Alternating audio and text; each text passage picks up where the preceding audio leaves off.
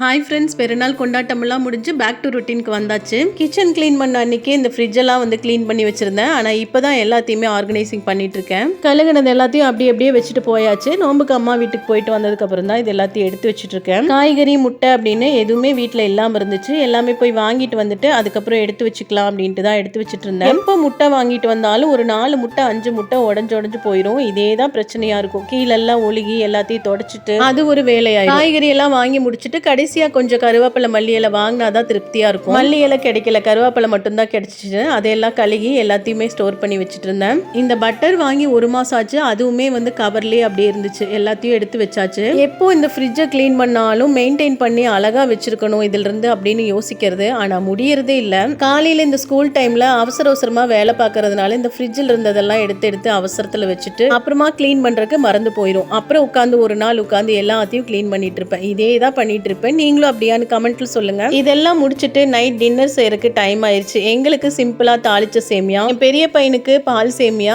என் சின்ன பையனுக்கு மதியம் வச்ச சாப்பாடு, ரசம், முட்டை, ஊறுகாய். சாப்பிடுற விஷயத்துல எப்பவுமே எங்க வீட்டுல இந்த பார்ஷியாலிட்டி தான் நடக்கும். ஒருத்தருக்கு ஒன்று பிடிக்கும், இன்னொருத்தருக்கு அது பிடிக்காது. ஃபைனலா எல்லாத்தையுமே எடுத்து வச்சு ஆர்கனைசிங் பண்ணியாச்சு. தேங்க்யூ.